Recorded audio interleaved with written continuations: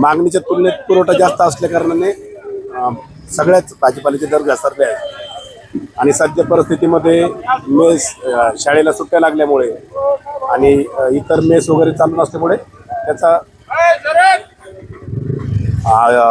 परिणाम बाजारपेठेवर झालेला सध्या जाणवत आहे। कुठल्या याचे भाव कमी झाले?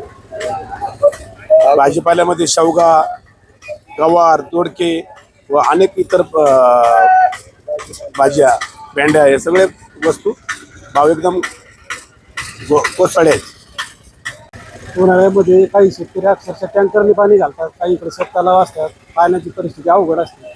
पण त्या पाण्याच्या नियोजनाच्या मानाने मालाला कुठल्याही प्रकारचा भाव मिळत नाही, सध्याची परिस्थिती आहे।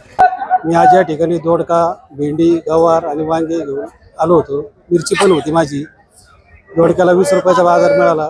दोडका मागच्या आठवड्यात 40-50 रुपये जात होते, आज 20 रुपये भाव आहे। त्यानंतर भेंडीची परिस्थिती बी 40-50 रुपये जात होती, आज 10 रुपये ते 20 रुपयाच्या दरम्यान विकत आहे। आणि मिरची मागच्या महिन्यात 60-70 रुपये होती, मिरची आज 30-35 रुपये विकते। आणि वांग्याला ते गिऱ्हाईकच नाही, वांगे 10-15 रुपये सुद्धा विकत नाही। सध्याची परिस्थिती अशी आहे। गवार मागच्या 1 महिना 1.5 महिन्यापूर्वी 150 रुपये किलो पर्यंत विकत होती, आज ती 20 रुपयाने सुद्धा त्याला बळच गिऱ्हाईकांना द्यावं लागते, अशी परिस्थिती आहे। आता सध्या मार्केटला माल नाही येऊ राहिला। आता कमीत कमी लय झालं तर आहे ना 1-2-3 टन माल येतं।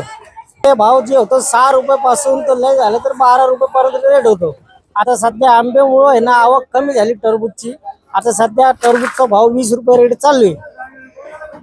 बारीक टरबूज चालू आहे 15 रुपये, मोठं टरबूज घेतलं तर 20 रुपये चालू आहे रेट।